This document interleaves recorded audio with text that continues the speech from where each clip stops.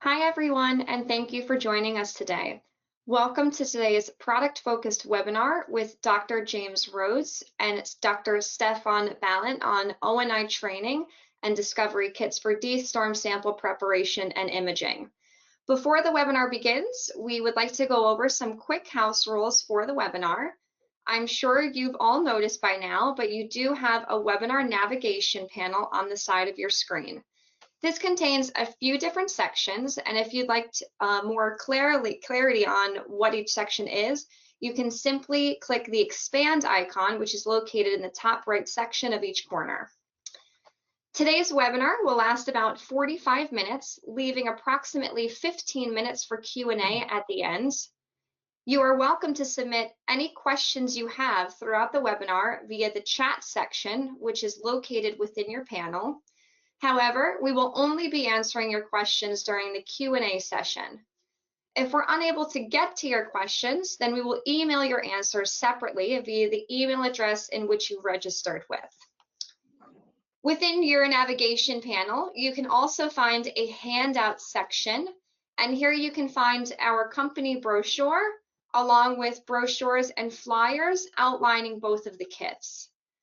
So, please also feel free to have a look there or on our website, of course, located at www.oni.bio. Please note that today's webinar is being recorded. Within the next few days, you will receive a thank you for attending email with a copy of today's webinar to refer back to. In addition, a video recording of today's webinar will also be stored on the resources section of our website. Now I'd like to introduce you to our presenters for the day, Dr. James Rhodes and Dr. Stefan Ballant. James, during his PhD at Oxford, used single particle tracking and genomics to study the role of the genome organization in development. James then spent 2 years at the MRC LMB in Cambridge, where he used cryo-EM and other single molecule techniques to uncover the molecular mechanisms of the proteins that shape our 3D genome. James now works as a product manager at ONI, where he is responsible for the dSTORM Training Kit, Discovery Kit, and the EV Profiler Kit. Now on to Stefan. Stefan is currently a senior applications development scientist at ONI. After earning his PhD in biophysics, Stefan moved to pursue his career in single molecule localization microscopy, where he focused on the development of the correlative imaging method based on single particle tracking and super resolution microscopy. Before joining ONI, Stefan used his knowledge in super resolution microscopy to answer open questions in immunology. By using multicolor dSTORM imaging, he discovered supramolecular attack particles, a tactile arsenal of T cells secreted to the immune synapse. And with that, I will pass the presentation over to James and Stefan to begin the webinar. Great, thanks for the introduction, Carolyn, and thank you all for joining us. I hope you're having a good day so far, wherever you're dialing in from. So today we're talking about 2 of our new products, the dSTORM Training Kit and the Discovery Kit for sample preparation. After an introduction to single molecule microscopy, I'm going to introduce the dSTORM Training Kit and give some specific tips for image acquisition for dSTORM microscopy. Then Stefan is going to speak about the dSTORM Discovery Kit and similarly cover some key considerations for sample preparation when carrying out such a high precision microscopy technique. We're then going to have plenty of time for questions at the end, and I'll introduce some special offers we have going, including one that's available just for you guys who are attending the webinar. Before we get started, we're going to do a quick poll, so as a group we can understand where everyone is on their super resolution journey. This is going to appear on your screen in a few seconds, so please just quickly click the answer that best applies to your current situation.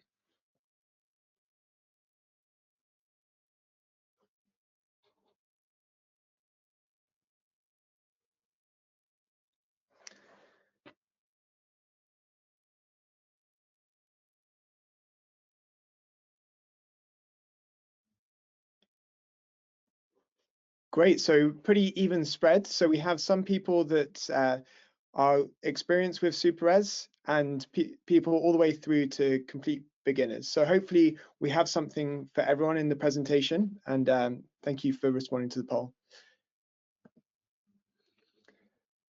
Great, so what do we use dSTORM for? To illustrate the answer, we've plotted a selection of elements in the natural world that we as scientists can study using one form of microscopy or another, all the way from a mouse brain down to a single small molecule.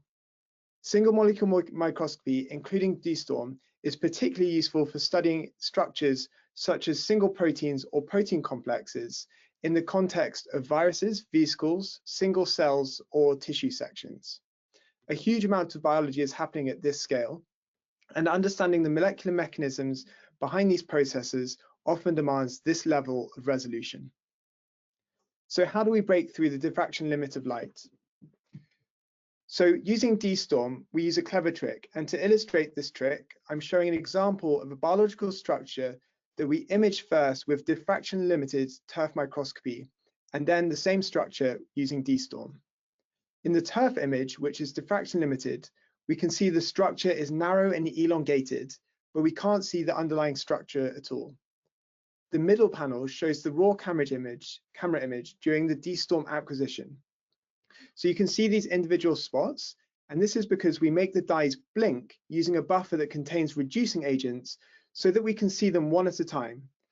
And by adding these individual blinks together, we start to build up a picture of the underlying structure.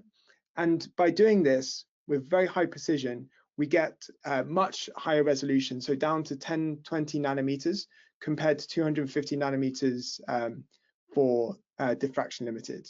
So if you keep your eyes on the middle and right-hand panels while the video is playing, you'll be able to see the blinking on the left and then the image building up on the right-hand side. And you can see that this takes some time to build up because we're summing these individual particles together.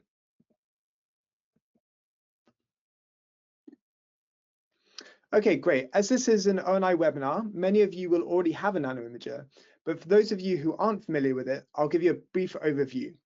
So the main differences between a conventional microscope and ones that are designed for dSTORM is that they have high laser powers, higher sensitivity cameras so we can see those individual molecules, and the ability to change the angle at which the light is hitting your sample. On top of these differences, the nanoimager is uniquely compact for super resolution microscopy, being about the same size as a toaster. And due to the built-in stabilization and the sample cover, the nanoimager can be used on a normal lab space on a normal bench, whereas other microscopes often require stabilization tables, that kind of thing. There are no mechanical parts, so you don't need to calibrate or do alignments like you do need to for other microscopes. And the nanoimager is really like a Swiss Army knife for single molecule microscopy because you can do dSTORM in fixed cells or DNA paint. You can do single particle tracking in living cells, and you can do single molecule FRET of recombinant proteins and nucleic acids in vitro. So you can do lots of different single molecule techniques with one box. One of the things that's often difficult for people getting started in their super resolution journey is that they're often trying to learn how to use the microscope at the same time that they're trying to optimize their sample preparation. This makes it really hard to know if it's your sample that isn't working or if you're having difficulty acquiring the data. We wanted to break this cycle by providing a validated sample and online tutorials so a user can get comfortable with the basics of preparing a sample for dSTORM, learn how to use the microscope, and how to analyze their data. And once they're ready, they can start working on their own sample, removing the microscope as a variable.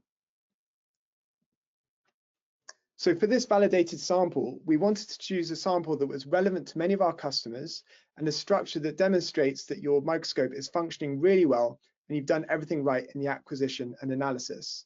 So the kit provides a glass slide containing human cells, which have been fixed, blocked, and permeabilized, and a fluorescently labeled antibody is also included that recognizes the nuclear pore, which is about 100 nanometers in diameter. We'll probably have some of our EV customers on the call, so they'll know that this is about the same size as an extracellular vesicle. The kit also includes ONI's dSTORM buffer, which makes the fluorophores turn off and on so you can localize them one at a time.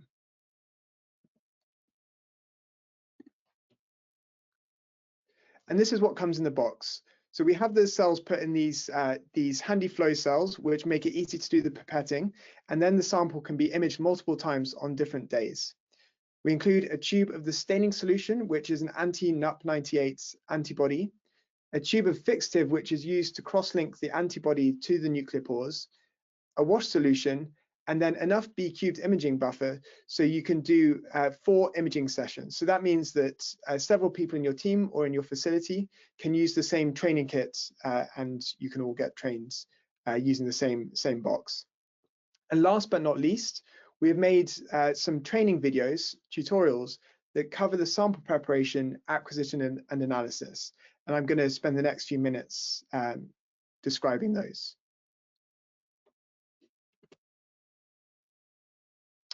Okay, so I've made a video containing snippets from the online tutorial. So this is Frankie, who's a customer success scientist at ONI, and he's the one that guides you through the training. He covers the basics, like cleaning the objective, turning on the nanoimager, and preparing the training sample ready for imaging.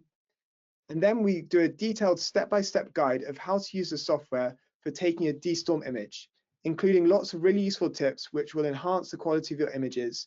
And we highlight examples of problematic data and how to correct or avoid acquiring it in the first place. We then go through setting up and performing an acquisition, and then we cover uploading of the data into ONI's analysis software called CODI.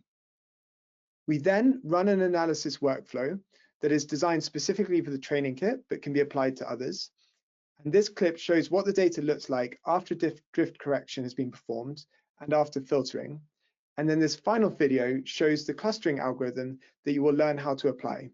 And you can see the ring-like morphology of the clusters, and you can see the radius and how many localizations there are in the population and in each cluster. So these are quite common things that people want to be able to do with their own sample. So you get this really nice controlled experience of doing that. So in the next couple of slides, I'll give you some of the tips and tricks which are covered in the training videos. And the first is the importance of setting the illumination angle. So using the nanoimager, there are 3 different illumination modes, which are all really useful in different circumstances. They differ by the angle at which the laser hits the sample. So the first mode is known as epifluorescence, and it's the most basic but most popular fluorescence microscopy technique. And this involves the light hitting the sample straight on, which means that the fluorophores above and below the focal plane are also excited. So epifluorescence is known for suffering with a lot of out of focus fluorescence, which gives you poor signal to noise, which is a big problem for dSTORM. So then the last mode is called TURF, and this involves tilting the angle all the way to the point that the light is only hitting the fluorophores on the surface of the glass or on the surface of the cell. So this gives the highest possible signal to noise because none of the fluorophores inside the cell are excited. And TURF is extremely sensitive, and in vitro tracking experiments, you can track individual fluorophores for minutes as they motor around on the glass surface.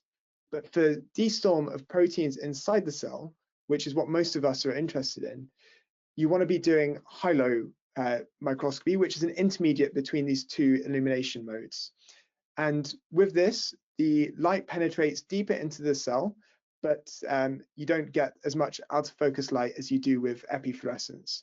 And so this gives us really good signal to noise ratio, so we can localize the single molecules with high precision, but we can image deeper into the sample up to about 10 micrometers in depth. So then the next thing I want to touch on is blinking density. This is how many of these spots or blinks you are getting in a per unit area or in a specific area. And it's really important to know what good and bad blinking looks like. So the first video I'm going to show shows the dSTORM training kit sample being imaged with very good blinking density. The frequency of spots is very high and the blinking is quick. And this means that a high fraction of the dyes will get localized and you'll get a more complete picture of the nuclear pores. The second video, the blinking is way too slow. At this rate, it would take a lifetime to localize all the fluorophores, and we should expect a very incomplete and sparse image. There are a number of factors that can affect the blinking density, like the quality of the buffer, the laser power, the illumination angle, and the training kit gives you the opportunity to play around with the blinking density so you can recognize when you're running into trouble when you're starting to image your own samples. This is the kind of finale of the training kit. You get to compare your nuclear pore sample with diffraction limited high-low modes compared to dSTORM.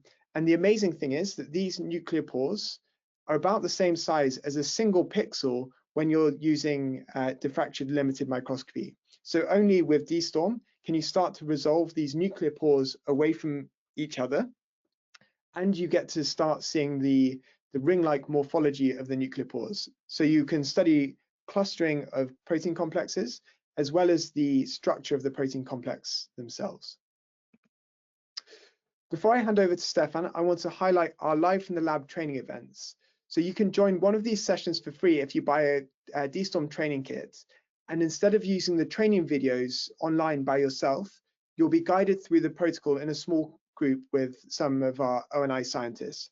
So if you want to learn more about the Live from the Lab or the training kit, visit the website indicated here or Google ONI Live from the Lab. Okay, so now you've completed the dSTORM training kit, you're halfway there on your super resolution journey. And now Stefan's going to take you through sample preparation with the dSTORM training kit so you can confidently prepare your own sample having learned how to use the microscope. Over to you, Stefan. Thank you, James. So after learning dSTORM imaging with our training kit, actually it's time to look at your own proteins of interest.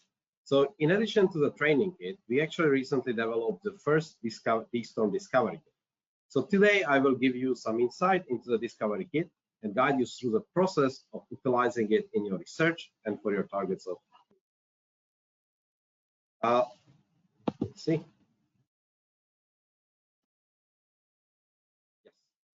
So let me introduce you the ONI Discovery Kit for dSTORM in cells.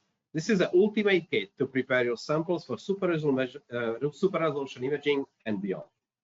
The kit is actually designed to perform sample preparation of your proteins of interest by using your own primary antibodies. At the same time, the imaging can be performed by using two-color super resolution dSTORM imaging in various cell types, which includes primary cells or even different cell lines. The kit in general comes with secondary probes, which has a minimal cross-reactivity in 3 species, which is mouse, rat, and rabbit. We also carefully selected the fluorophores so that by using dSTORM together with the nanometer, you can achieve a resolution below 20 nanometer in a simultaneous or sequential mode. The kit can also be used with other microscopy systems, but further optimization might be necessary. The kit comes with a sample preparation and a troubleshooting guide, which is tailored to ONI product. So if you are already a customer, we provide additional support with image acquisition and data analysis by using the nanometer and our CODI, which is a collaborative discovery data analysis software. The ONI Discovery Kit, Discovery Kit for dSTORM imaging comes in 2 versions. The difference between the 2 kits is the fixation method. The first, the standard kit, comes with a PFA as a fixative, and for cells, for proteins that do not need special fixation protocols, and is actually much more suitable for intracellular proteins. The second version of the kit is a kit which is based on a stronger fixative method. In this case, the fixation is actually based on the combination of the paraformaldehyde, PFA, and the glutaraldehyde, followed by a quenching site. However, in both cases, the kit also contains blocking and parameterization buffers. It also contains washing buffers, B-cubed imaging buffer that James was talking previously, which is an essential tool for perform dSTORM imaging, and also a comprehensive protocol and a choice of 2 Fab2 secondary antibodies with 2 different best-in-class dSTORM protocols. So the question you may ask yourself is, how many reactions actually can I perform with this kit? So as a standard, the kit provides 50 reactions when using the maximum volume of 100 microliter per sample. As I mentioned earlier, the kit you will also receive receive an optimized fixation and labeling protocol for your target. You can choose between 2 secondary antibodies against 3 different primary antibody species. Also, for 2 color dSTORM imagings, we will recommend you choose 1 antibody conjugated to the CF5H3R dye, and the second one conjugated to AZ647. The kit, as previously mentioned, also contains a PQ imaging buffer that is compatible with both fluorophores. And if you are a nanometer user, we will provide you a detailed guide for imaging and also analysis tool to get quantitative information about your proteins of interest. I also would like to point out that the ONI Discovery Kit is designed for dSTORM imaging, but it can also be used to prepare samples for diffraction limited microscopy. So there's no limit in terms of imaging, microscope imaging techniques.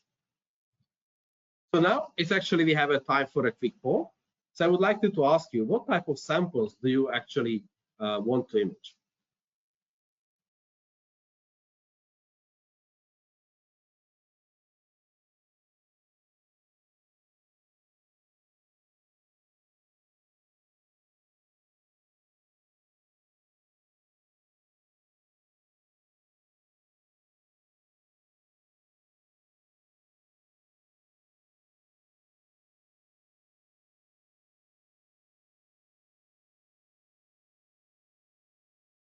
Okay, wow. So we got different results compared to the end. But what's very interesting is that the majority of our audience is interested in other cell types, what we actually listed here. Some of the people are used for cell lines and also primary human cell lines. Okay, so I will start to cover all of that. But now, when we know what we are actually looking for, let's see if I can. We are looking for. You may still ask yourself a lot of questions about how to prepare your sample for imaging. So one of the questions that usually cross everyone's mind is actually, how do I fix my sample? Or which antibodies are actually good for doing dSTORM imaging? Or can I use my commonly used fluorophores? Or how do I know if my final image is good enough? So to answer the question, we will start with one of the most important ones, and that's how do you fix my sample? So which fixative you should use. So the answer to this question is actually you need to try both. As I mentioned earlier, the Discovery Kit comes in 2 versions, the standard kit with PFA fixation and the version with strong fixative, which allows the use of the combination of both paraformaldehyde and butyraldehyde. So here you can see an example of proteins where the stronger fixation is essential. On the left-hand side, you can see the staining of U2S cells when they are fixed with a PFA alone. And if you look on the images, you can see that the staining was not optimal. You cannot actually resolve the nice filaments of microtubules, and especially continuous lines. And also LAMP1, which is a intracellular, which is a vesicular protein, you cannot resolve the nice ring-like structures of these vesicles inside the cells. So on the right-hand side, actually the sample cell was fixed by using the strong fixative. And clearly you can see the difference that now the microtubules have a nice continuous structure, and also you can resolve the ring-like structure of LAMP1 present in multivesicular bodies or in vesicles. So if you are unsure what of the fixative you will work best for you, for your targets of interest, we actually recommend you to try the kit with a strong fixative, as you can compare both fixation options with this one. So with the Discovery Kit, we also provide a full guide of for sample preparation with the secondary probes provided in the kit. So this makes it easy for you to plug in and test any primary antibodies against your target of interest. So if you need to screen your primary antibodies, here are some tips for you. So the best practice is to search the literature. So have a look whether somebody uses a specific antibody or specific clone for your protein of interest. You can also check different resources. This is sometimes very important because multiple companies are providing the same antibodies, but the way of preparation may actually vary. The recommended starting concentration for primary antibodies is approximately 5 micron per ml. However, we really encourage you to titrate your antibodies to obtain the best staining. Ideally, you could go from 2.5, 5, 10, and 20 microns per ml. If none of those concentration is sufficient or labels your structures, most probably you should try to go and find a different antibody with a different form. But after titrating your antibodies, you should also perform an isotype control experiments as well as a background optimization. So, but by using our discovery kit, the background optimization is pretty much sorted for you because our optimized staining protocols has shown to provide low background levels when using our validated secondary FAB2 tools. So once you actually prepared your sample, it's actually time for the image acquisition and analysis. As I mentioned, we provide a guideline for doing this on nanometer microscope. So if you are our current customer, future customer, the aim actually of the dSTORM imaging is not only to obtain this nice imagery, but also obtain the quantitative information about your proteins of interest. So now I will guide you through the basic steps that are necessary to obtain a sharp dSTORM image with quantitative output. So we will be showing you examples of how to do this on our Cody cloud-based software, but equivalent tools might be used if using other microscope systems or softwares. So the first step after acquiring our high-resolution image is to perform a drift correction. So during a long-term imaging, there is always some thermal drift.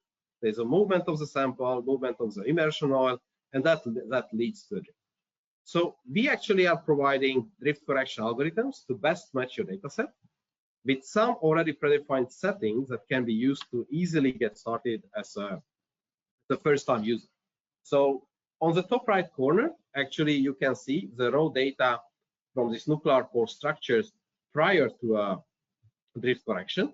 And on the bottom, you can see how our drift correction algorithm actually performed. And you can now resolve the individual subunits of the nuclear pore. In the next step, you need to perform a single molecule filtering. In this tab, you can actually filter, let's see here on this side, this tab you can see filter your localizations based on photon count, localization precision, and also sigma, which actually corresponds to the full Fitts half maximum of your fitted single molecule. So for ONI customers, we actually provide predefined settings for filtering, which can be optimized as needed. In Cody, under the help session, there are different how-to guides that can also guide you with additional information on the different tools and their significance. So as I showed previously, these images are nice. However, we want to also obtain some quantitative information about our data. So in this case, to gain this quantitative information on your proteins of interest or structure, we provide a clustering tool. So you can use different algorithms to cluster localizations together. So resulting clustering, which represents our features of interest, can then be used in further analysis downstream. So you can read more about this, about the clustering and the different algorithms in our blog post. You can find a link here on the bottom. But briefly, actually, we provide a constraint clustering. This is more preferential for filamentous structure or bigger organelles. And we also provide a dB-scan analysis, which on contrary is preferential for plasmamembrane proteins or receptors on cell surface, etc. So after performing clustering, you can actually extract different informations on your structure of interest, such as area, number of localizations, density per each cluster, or even the radius, etc. But this information can actually be extracted by using our counting tool. So the counting tools actually allows you to extract this quantitative information from your clustering data. For example, here you can see the histogram distribution of the localization density of this nuclear pore that were actually clustered in the previous image. You can also see the radius of these nuclear pores, which peaks around 60 nanometer. But as well as you can also look for the individual localizations per each nuclear pore. This might be useful if you are actually applying some drug treatment or any other interference to your systems. So if you are actually performing 2 or 3 color imaging, you can also obtain information about the positivity. Positivity in our case represents the percentage of single positive, double, and triple positive between your proteins of interest. All this and more quantitative information are actually available from our clustering and counting tools. So now I would like to actually show you some case studies where actually ONI Discovery Kit was used. So on the left side, you can actually see when we use the standard fixation. In this case, we fixed the cells, U2S cells, by using our standard discovery kit by using PFA, and stained for a histone protein, acetylated histone protein, and also for TOM20 as a mitochondria. On the right side, you can actually see when the stronger fixative was used. And in this case, we are looking for a LUMP1 that I presented previously, but also for CD63. Both of these proteins are known to be present in the vesicular structures, but also CD63 is present on a cell surface. This is an example where actually the stronger fixative is essential to fix these two proteins compared to when you're looking for something which is within a nuclear structure. ONI Discovery Kit also allows you to look on proteins within the same structure. Here is an example when you're looking for a extracellular protein, TOM20, on a extracellular, on a membrane protein of, on a surface of the mitochondria, when actually it's a TOM20. But also you can look for a outer membrane of the inner membrane of the mitochondria, where actually the TIM44. So you can see that by using our discovery kit, you can actually separate these two structures very nicely, even though their separation is approximately around 20 nanometers. Another example of a case study is for people who are interested in immune cells. So in this case, we actually follow the expression level of PD1. So PD1 is known to upregulate on the surface of primary T cells upon activation with anti-CD3 or after stimulation of the T cell receptor. And by using our discovery kit, we are able to follow and stain PD1 on the surface of primary T cells. As you can see on the example image, you can show three different cells. One cell with expressing low levels of PD1, then mid and a high level of PD1, and also the corresponding clustering algorithm, which was used to define the individual clusters of PD1 on the surface of cells. And if you look on the right side, you can see the kinetics information of the activation of these T cells. And you can see that after 48 hours, the number of clusters per micrometer squared from PD1 increases by approximately 1 or 2 compared to 24 hours. I also would like to point out here to the conditions when actually no primary PD1 antibody was used, highlighting the fact that we optimize our protocols and discovery staining kit in a way that you have a very low background level. By using PD1 and detecting PD1 on the surface of primary T cells, we were able to detect as low as 1 cluster per micrometer squared. The final study is to look on 2 nuclear proteins. So NUC96 and NUC98 within the same nuclear complex. So NUC96 actually forms the outer ring of the nuclear core, and the NUC98 forms the inner ring. So that's a magenta one. So using the ONI Discovery Kit, with our analysis tools in CODI, you can actually extract information about the size of or the radius of these nuclear cores. And you can see that the NUC98 is the radius of the inner ring is approximately at 40 nanometer, and the radius of the outer ring of the NUC98 approximately 60 nanometer. And also, if you put a look for a line profile of this, you can see that you can nicely separate these two nuclear protein complexes from each other. So if you want to learn more examples where the discovery kit and the nanometer were used to obtain some crucial information at the nanoscale, you can download our different application notes in more case studies by visiting our website for in a resource library. So to summarize, today we presented our latest 2 discovery consumable kits, the training kit and the discovery kit. So if you are new to single molecule characterization microscopy or dSTORM and want to learn the basics, we recommend starting with the training kit. It comes with fixed human cells and nuclear pore staining reagents. However, if you want to perform super resolution imaging on your own samples, then the Discovery Kit for dSTORM in cells is the one for you. In this case, the kit comes in two forms: the standard kit with PFA fixation and a kit with a strong fixative with PFA and butylaldehyde. The kit is actually designed to perform simultaneous two-color dSTORM imaging using your own primary antibodies, followed with minimal cross-reactivity between secondary species. So I will now hand over to James before we open the Q&A session.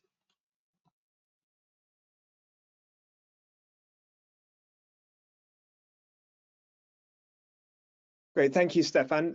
Before we start the Q&A, we just wanted to talk about two special offers that we have on the kits that we've just described. So the first is exclusive to you guys for registering for the webinar, for watching the webinar. And this gives you 20% off a Discovery Kit until the end of the year. And the second one is the dSTORM bundle, which gives you 10% off the combination of the training kit and the Discovery Kits when they're purchased together. And this combination is really nice. It takes you from being a complete beginner in your journey all the way to imaging your own samples with confidence. So with that, let's get started with the Q&A. Right, great. So thank you very much for the presentation, James and Stefan. Okay, we're now going to open the floor to questions for James and Stefan, which we will be answering live. And once again, if you have any questions, please feel free to drop them into the chat box. And it looks like we've got some questions submitted already. So for the very first question, what is the best way to deal with background signal and thresholding during data analysis based on the use of an isotype control for the Discovery Kit? How do you do this for each channel? Stefan, do you want to take that? Yes, I can take that. So it's very important that you check your, you have a positive and you have also negative control. So the best way to do it is using the isotype control. And as you described already in your questions, how you can deal with that within both channels. So you just basically put isotype control, you put your secondary, our Fab2 fragments. We already designed the Discovery Kit that there is a very low background level. It's approximately less than 15 localizations per micrometer square when we recorded up to 20,000 frames. So it's a really, really low amount of background. So when your threshold will be, in this case, the signal what you get, like number of localizations per micrometer square from your isotype control. So you put an isotype control, you put our secondary probes, and then you measure the number of, you quantify the number of localizations per micrometer square, and that will be your threshold level in each channel separate. Okay, great. Another question came through. How much is each kit, and how many times can you use each kit? So that depends on the region. So I can just give the US dollar prices. So off the top of my head, $500 for the training kit. For the Discovery Kit with the mild fixative, and then $600 for the training for the Discovery Kit with the strong fixative. Okay, and someone said, thank you for the presentation. My question, can you do 3-color dSTORM using Nano Imager? Can we say this, or Stefan, do you want to take it? Yeah, so the Nano Imager is allowing you to do 3-color. However, the Discovery Kit and in a current version, in version 1, is actually designed to do 2 colors. Usually people will preferably use the colors between the 488 and the 640 channel, but we carefully chose our fluorophores that you don't need to bother with autofluorescence in a 488 channel, and you are able to use a 560 and a 640 channel in the simultaneous or in sequential mode.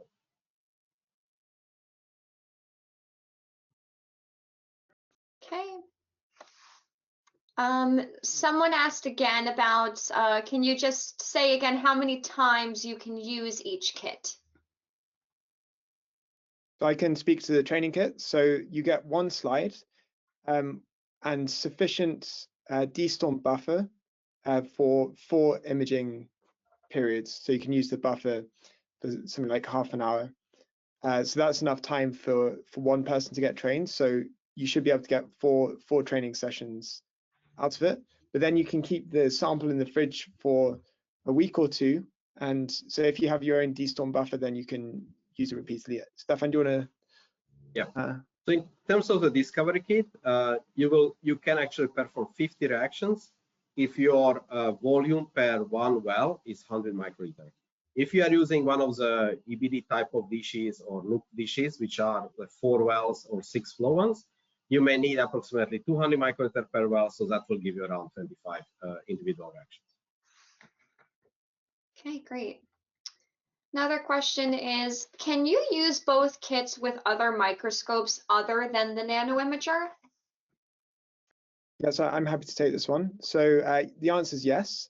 So the dSTORM training kit, the training materials are catered more towards the nanoimager, but the dSTORM blinking buffer and the sample are perfectly, really nicely suited for any single molecule microscope, or could even be used for other microscopes. So that's definitely possible for other models, and the same is true for the discovery kit, maybe even more so. It's quite agnostic to the instrument, so both work fine. Okay, great. Another question from the audience. Do you have any experience with iPSC derived cells? I have experience with embryonic stem cells, but not induced. How about you, Stefan? We don't have any experience with them. However, the kit is designed in a way that if you know your culturing conditions, so you culture your cells in a normal way as you do, ideally you do it on a glass surface, and then the kit takes from it. So when it comes to the moment of fixing your sample, that's where the discovery comes in. So you can prepare it in a way as you do it, ideally on a glass surface. That's necessary for the high resolution imaging. Yeah, and I suppose the kit's been tested on neurons, T cells, multiple different cell types, and it works perfectly well in all of them. So there's no reason why it shouldn't work for iPS cells. Okay, another question from the audience. Is the turf high-low angle fixed or is it adjustable? I can take this one. Yes, our turf angle is fully adjustable, so you can move from epi illumination up to down to high-low and complete turf. So it's adjustable by half a degree. Okay. And can you please provide examples where one would use turf imaging compared to high-low in cells? Yeah, I can do that.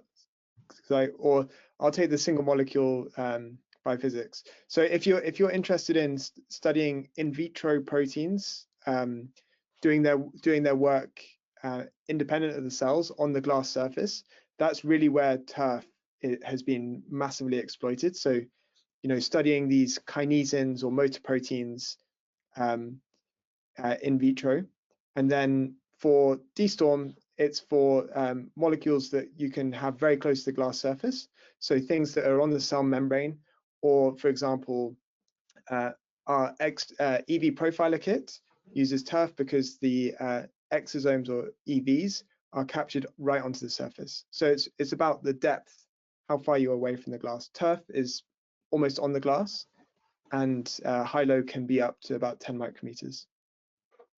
I will actually add to it one small thing, that sometimes your primary antibody, is only works in a permeable samples, so it doesn't stain the protein on the extracellular surface.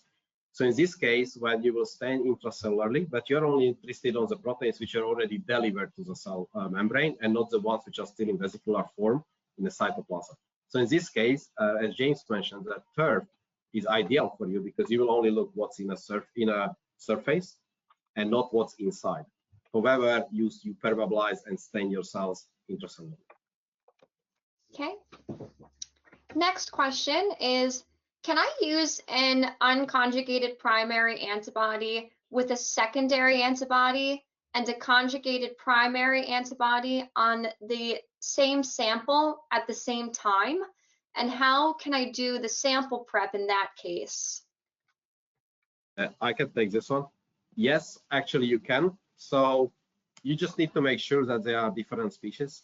So for example, if you will have a mouse antibody directly conjugated to fluorophore, and then you will have your other one, which is a rabbit primary antibody, but not conjugated, and you want to use from our discovery kit, then basically in a process of a secondary probe, you will only put our probe for a rabbit, anti-rabbit one in this case. Okay. Next question is, where can you buy the kits and where can the promo codes be used? So the kits, so we have online buying on our website via Stripe, so you can buy with a credit card on our website. Otherwise, there's a button on the same page saying request a quote, and you can fill in your details and that will go off to one of our sales team and you'll get a quote in response. So then you can pay with purchase order via your institution. What was the other question, Karen? And where can the promo codes be used? But I think they can be used in the same places, right? Yeah, that's right. So both if you're buying with a credit card or via PO, via quotes. Okay, and can you comment on how long does it take for the kits to be delivered? Yeah, so at the moment it's a 2-week delivery time. It can be quicker, but 2 week is the maximum. Can you comment on how the kits are stored and what their shelf life is? Yeah, so the kits are stored. So the training kit is stored at -20, and the discovery kit, all the staining reagents are stored at 4 degrees in the fridge, and then the dSTORM buffer is the unstable component of both kits, and there the shelf life is 2 months in the freezer from receipt. Okay, looks like we may have a few more. All right, so let's see. Can you explain more about the secondary antibody options in the discovery kit, please? Okay, yeah, I can take this one. So the secondary antibodies are actually Fab2 fragments. So they are raced against 3 species. They are raced against mouse, rat, and rabbit. There's a very minimal cross-reactivity. I would say like 0 cross-reactivity in this species, much more importantly between mouse and rat. And all 3 are conjugated or to a CF583R dye or to a AZ647. When you purchase a kit, you'll be asked to pick 2 of those, 2 Fab2 fragments of your choice. You can pick different fluorophores or the same fluorophore. It's up to you. Great. Someone asked, how long does the dSTORM acquisition usually take on the nanoimager? I can get this one too. So how long you image, it actually depends on the structure, what you are looking for. But optimally, you will go something between 5 to 10,000 or 15,000 frames. By using 30 millisecond exposure time, it could take you up to 5 minutes. But because you can perform the imaging simultaneously, you do 2 colors in 5 minutes rather than in sequential mode, then it will take you 10 minutes. Okay, we have a few more. Can you do live tracking and then fix? Oh, 1 second. And then fix the samples using the discovery kit for dSTORM, for instance, if following EV uptake? So I can comment on. Do you want me to repeat it again? Sorry. Oh, you good? Okay. So I'd say that if you want to look at the same sample with live and then fixed, you would need some kind of microfluidics, because finding the same cell is pretty tricky. But Stefan can describe the experiments he did with EV uptake as part of the app note. Yeah, so basically you can take, for example, you can use a GFP tag EVs, you put it on your cells, you incubate them for a certain time. You can put it to nanometer. So the advantage of nanometer is that you can warm it up to 42 degrees, so easily you can reach 37.5. You put it there, you do single particle tracking, you record your movie, and then actually you can open the lid and fix your sample by using the Discovery Kit. So that's one way to do it. You might lose your cell, but there is ideally you can actually do a nanometer is very good in tiling, and you can do a big multiple field of view overview scan. So when you did your live imaging, you can do an overview scan of like 10 by 10, which almost give you 1 centimeter big field of view, and then you will find yourself afterwards. Okay. Can you explain again what educational or training materials come with the training kit? Yeah, so there's a protocol, a user protocol, which guides you through as a document. But then there are 2 videos. One is for the sample preparation. So that was what I showed you with Frankie, guiding you through the step-by-step for preparing the staining. And then there is a separate video which takes you through the acquisition of controlling the nanoimager, and then the analysis. So the educational material is really composed of those 3 things: a user protocol and 2 training videos.